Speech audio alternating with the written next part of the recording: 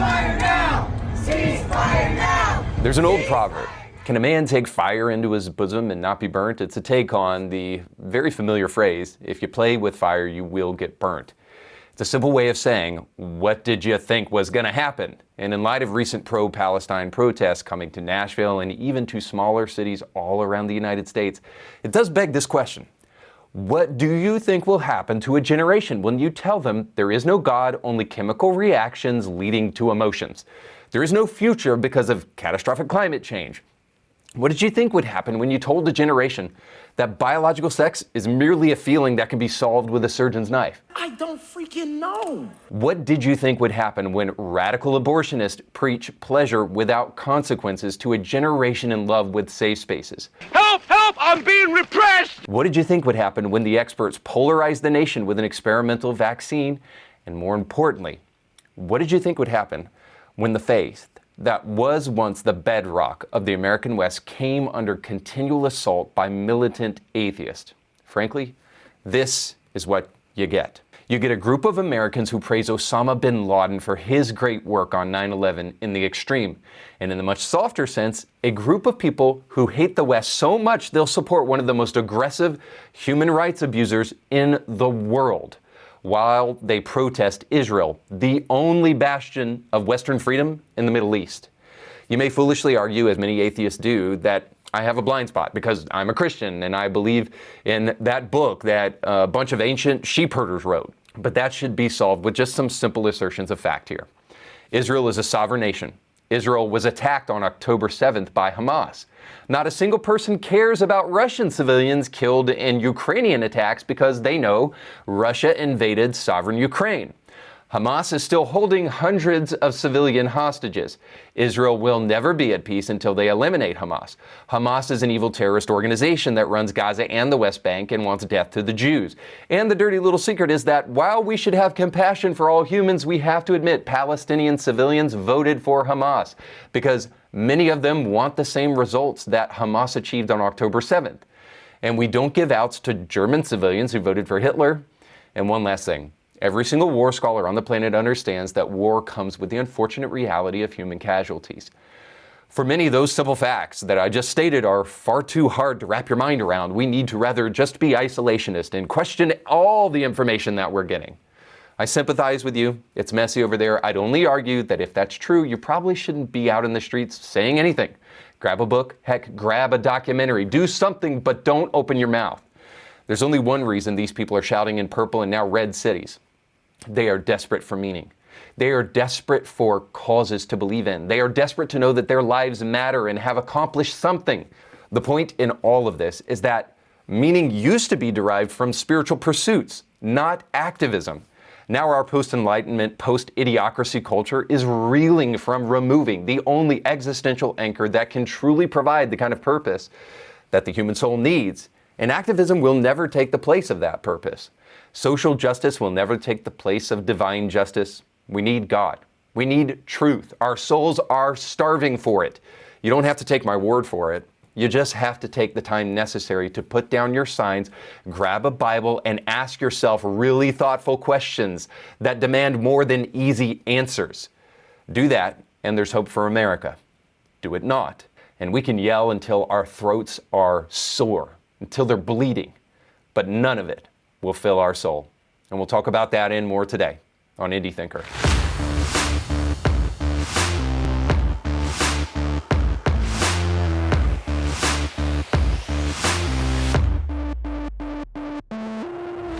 Welcome to the show. Don't forget to like, share, and subscribe. Indie Thinker is a tax-exempt, non-profit organization, so that means a couple of things. First of all, that everything that we do is free. We give it to you guys free of charge in order that you can benefit from it. And we only ask in return that you consider giving a donation to us to continue the great work that we're doing here. If Indie Thinker has been beneficial to you, if it has truly caused you to think, or maybe if you think that the things that we think about here on this show can help others think, then perhaps you want to promote the cause of helping people, especially Christians, become independent, critical thinkers. If that's something that's important to you, then I highly encourage you to consider your end-of-year giving and make Indie Thinker a part of that. You can do that by going to the link that's on the screen now or going to the description of this podcast. If in the last year you've listened or watched this show and it's made an impact in any way in your life, I really want to encourage you to help us continue this great work, help us reach more people by considering giving a donation to the great work we're doing here at Indie Thinker. I hope you guys had a great Thanksgiving. I did at my house as well. I did have one issue with relatives, and maybe you did too. And I want to share this because maybe it'll help you with conflict resolution with relatives, especially around the holidays. But more importantly, it will underscore something that I want to illustrate that will serve as a backdrop for what I want to talk about throughout the show today. And it is simply this, that when you remove morality of an objective nature, of a transcendent nature, all you're left with is personal opinion. So if you remove objective morality, all you have is moral relativism, which leads us to he said, she said, my truth, your truth, that kind of society. And I think that society is really what is to blame for the polarization that's going on right now, the level of civil discourse on social media. All of that really has less to do with Donald Trump than we think. And it might have more to do with Barack Obama than we think, but neither one of them are really to blame.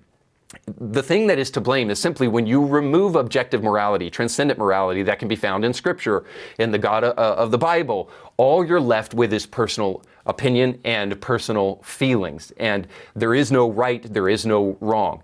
And this happened at my house just over the Thanksgiving holiday. I had my wife's family all over, and they're great, and I enjoyed their company. But there was one issue. So as we were about to all go get food, I asked that anyone under 30 go to the kids' table, and that placement be given to those who are older at the adult table. Well, I went to go prepare some things. I came back and sat down with my plate. Everybody else was already seated. And I noticed that there were two 20-year-olds sitting at the table that I asked them not to sit at. Now, I was thinking, that's kind of weird. Maybe they didn't hear me. So I said, hey, guys, would you mind? There's another older couple that wants to sit at this table. Would you guys mind sitting at the other table? Now, the older couple said, hey, no, don't worry about it. We'll go sit over here. And I thought at that point, okay, well, I'm not going to fight for them if they're not going to fight for themselves. I think that respect should be given to this couple. But nonetheless, in order to keep the peace, we'll just do things as it is. I didn't find out till later that actually the parent of those kids actually insisted that they sit at the adult table and in opposition to my request. Now, the reason I bring that up simply is that not only did it really anger me that took place, that somebody would undermine my authority in my own house like that when I simply asked them kindly just this simple request. But the reason I bring it up is that ultimately you could argue in a secular society that nobody has to obey your rules. Who cares if it's your house? We can disrespect you, and at the end of the day, subjective morality says you do you.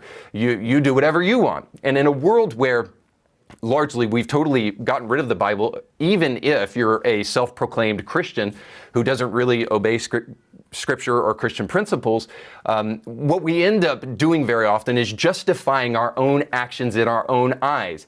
But we don't see conclusively that lying to people, stabbing them in the back, and doing things behind their back is actually immoral and wrong. Now, you could argue that perhaps where we sit at Thanksgiving doesn't really matter. I would argue that respect actually really matters, especially in a polarized society, and Scripture could help us reclaim some of that respect. But nonetheless, you might argue that this is just a small example, and I will grant you that. It's something that ultimately, in the whole scheme of things, doesn't really matter. But what it does illustrate, hopefully, is that when we remove a moral compass or a moral objective standard from our life, we have no way of declaring what is right and wrong, or saying that the way that we treat each other it really doesn't matter at the end of the day. You do you, and I'll do what I want to do. I don't care the circumstance or the surroundings. I can't say anything to that if morality doesn't really exist in an objective standpoint. If it does, then I can say whenever you do something deceptive and evil behind somebody's back, it is not only cowardly, and it is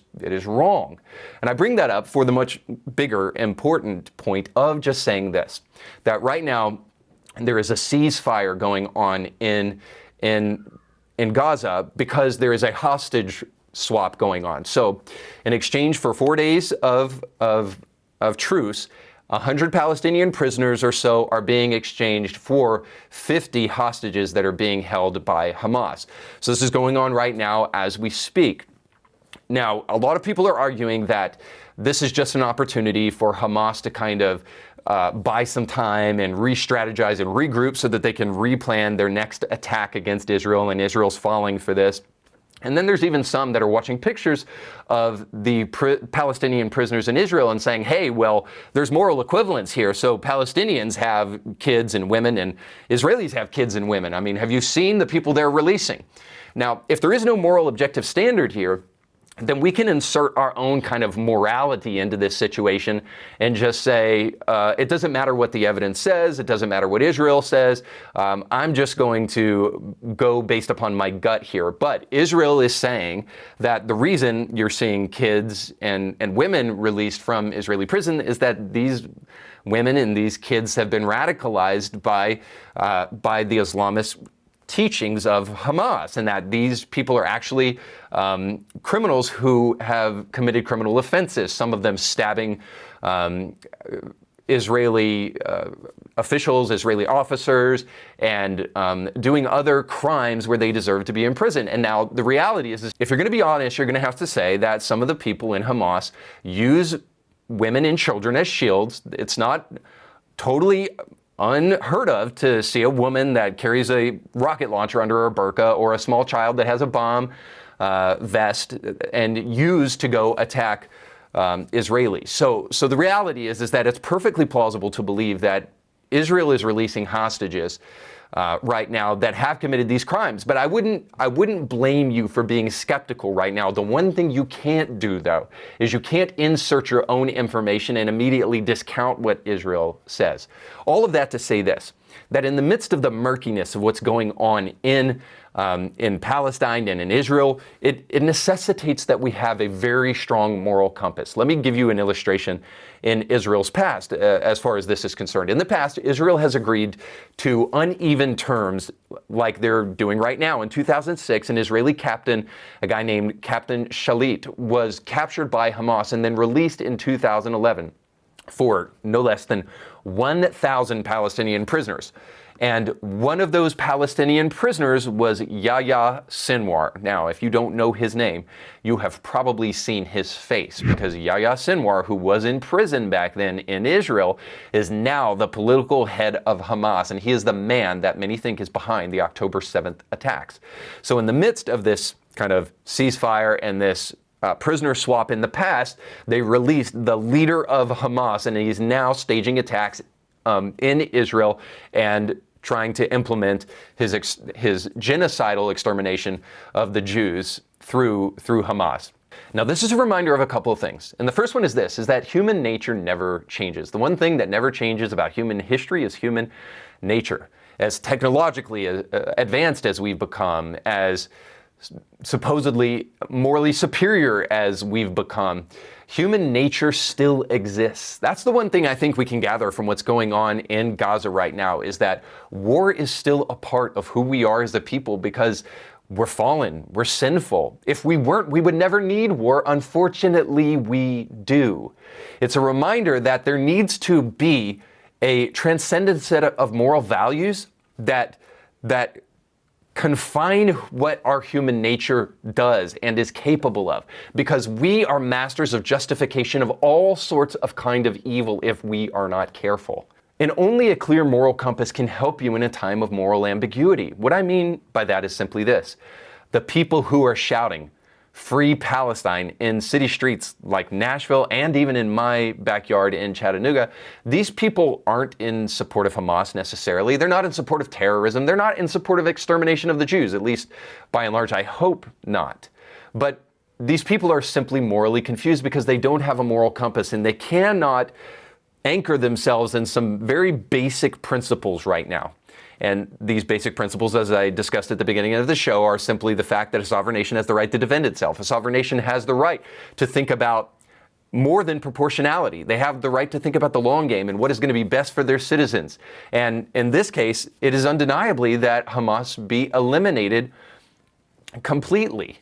So all that and more, to just say this, that there will be confusion, there will be moral blindness if there is not a strong moral compass. And in the American West, for the longest time, we've done the best we can to remove Scripture and remove Christian ideas from the public square, thinking that that would create a more free and liberal society for all of us. And instead, what it's done is created a bunch of moral idiots, frankly.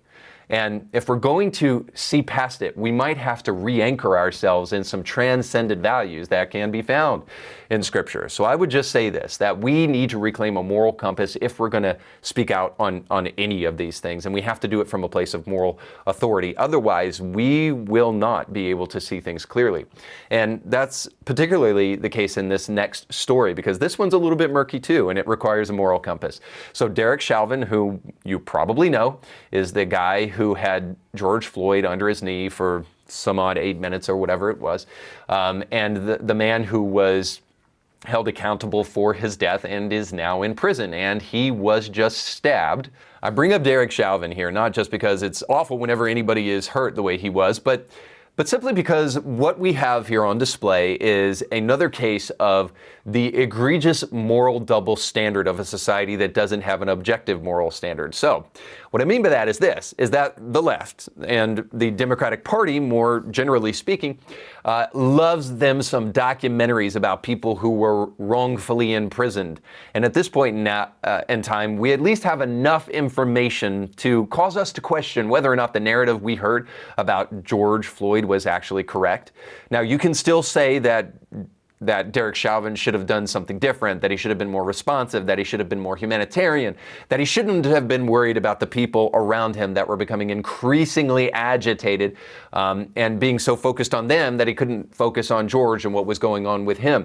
You can argue many, many things right here, but the one thing you can't argue is that the left is always hypersensitive of information that might implicate that a person is in prison illegitimately. And so we want to get the Innocence Project there quickly. We want to assert some kind of racial bias, but of course, unless that person is white. We want to do whatever we can to try to figure out how to help this individual, but no such luck for Derek Chauvin. There's going to be rejoicing over the fact that this man was just stabbed. Now, I do have to mention something that is a little bit peculiar. Because of the nature of Chauvin's arrest and now his imprisonment, he's been kept in solitary confinement pretty much his whole time while in prison. That's a certain kind of hell in and of itself, but we'll push that aside and just say, I'll be logically consistent here and say, I don't think prison should be much more than a certain kind of hell.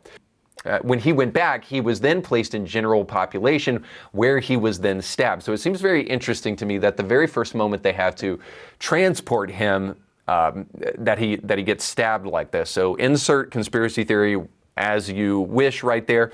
But the one thing that I can say is just certainly this, is that the moral blindness and the egregious double standard here is on full display. Now, let me give you a story from 2 years back that will hopefully kind of put this on full display. And in terms of prisoners and wanting justice for them and wanting to defend their rights and sticking up for them and making sure that they are defended as well. So 2 years ago, almost to the day today, a guy named Darrell Brooks plowed into and killed 5 people and injured dozens more, including children, at a Christmas parade in Waukesha, Wisconsin. Mr. Brooks was charged with reckless endangerment and possessing a firearm as a felon. Now, in addition, he's a registered sex offender in Nevada as well.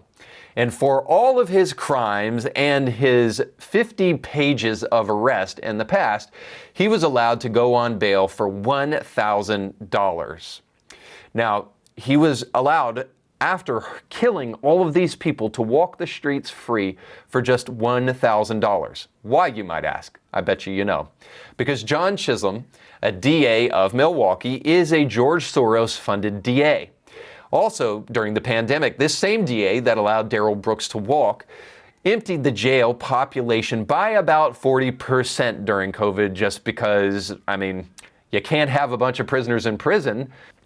The reason I bring all of this up is because the left demands leniency and lets a sex offender, a murderer that ran over a bunch of people with his car at a Christmas parade, lets that man back out on the street while we demand justice from a cop doing his job and maybe doing it poorly while a man is ODing underneath his leg. Now, you may still object to this because you've been so programmed by the mainstream media, but if you unplug from the matrix for just a second, maybe you can see how incredibly ridiculous it is to hate Derek Chauvin and to cry tears for Darrell Brooks. It reminds us that Marxists are after one thing. They're after the destruction of society, and removing moral standards is one of the greatest ways that they can do that. And that's why they hate Christianity so much. And you better be careful, because Voltaire said this, that if you believe absurdities, then those people who made you believe them can also make you commit atrocities. And certainly it's an atrocity for Darrell Brooks to spend a second of his life free while Derek Chauvin is making sure to feel the full extent of his actions. Perhaps defunding the police is a stupid idea at the end of the day. And we'll see maybe some other ideas not so bright in our final segment, Bible Study with Democrats. Oh, God of pronouns.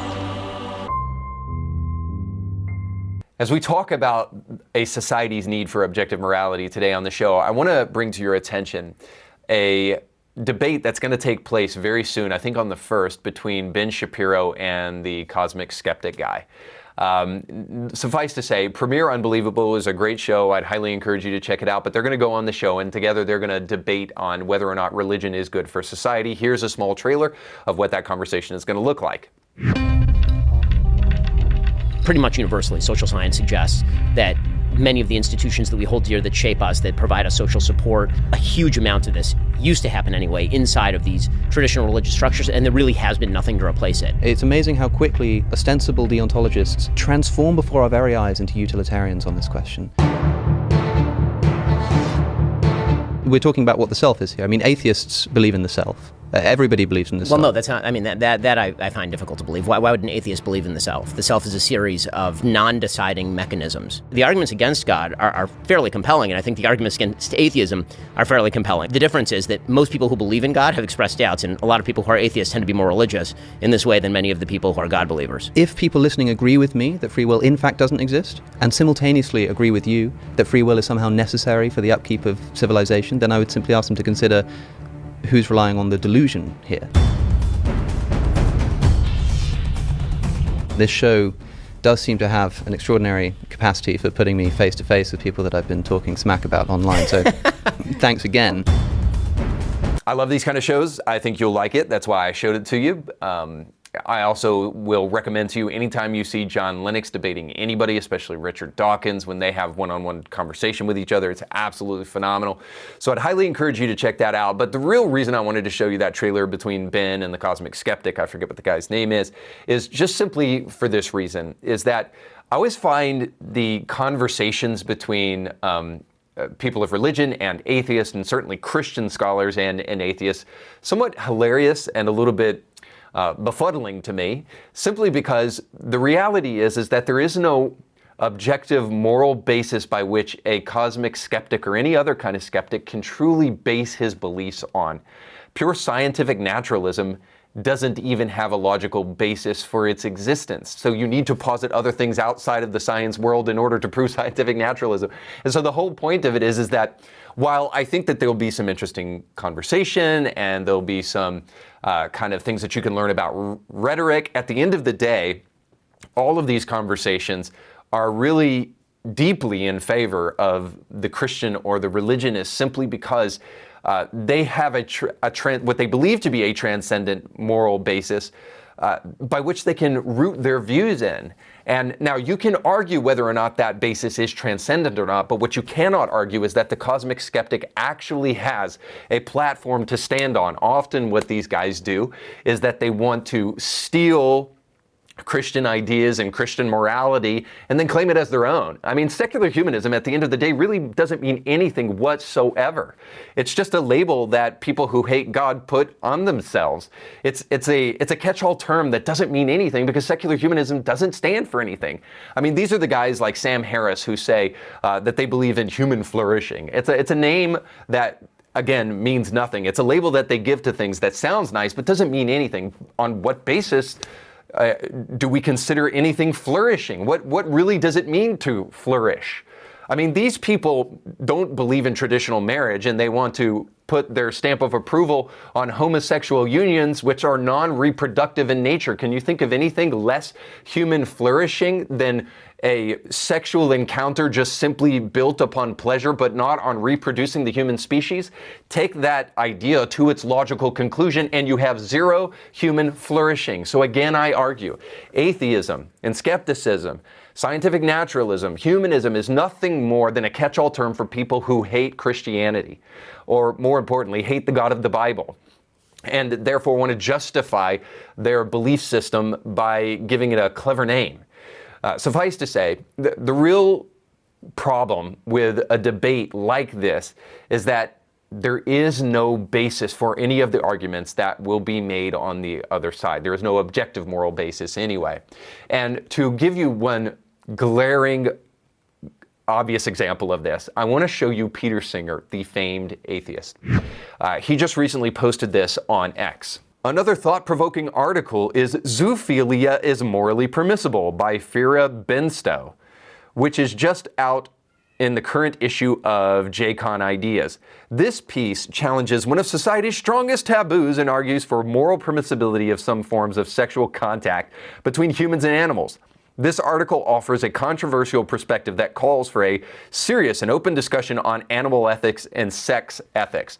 So yes, we're supposed to take seriously a conversation on whether or not humans can have sex with animals. I mean, we don't even care about consent anymore. It's just apparently a Christian invention to oppress people's human sexual desires. I have to argue now the side of the Peter Singers of the world and the Cosmic Skeptics of the world. If there is no objective moral values, then guess what? They actually have a point. Who are you to tell me that I can't have a great night of sex with my donkey? Who are you to tell me that I can't rape that dog down the street just simply because I was feeling a little frisky that night? Obviously, it's a subject that demands all of our serious attention to talk about whether or not human beings should be having sex with animals. Now, Peter Singer, by the way, is the guy who wrote Animal Liberation in 1975, which is a book that endorses veganism. Now, I think we know why. He really wants those animals left alone. Apparently, he wants more of them for you-know-what. Suffice to say, Peter Singer and the Peter Singers of the world have a point. If there is no such thing as Christian moral values, if the Bible isn't a source from which we should derive objective moral values, well then you do you, brother. Or you do your animal, or your pet, or whatever, because there is nobody to tell you that that's wrong. Again, we're left with my opinion and your opinion, and who's to say one opinion is better than another opinion, unless we have something outside of ourselves to tell us that this is wrong, regardless of what we believe about it. So you can argue all day long that the trans person has the right to identify any way they want and that the homosexual has the right in the privacy of their own bedroom to do anything that they want. And you are correct. That is unless there is a higher moral law that demands our attention.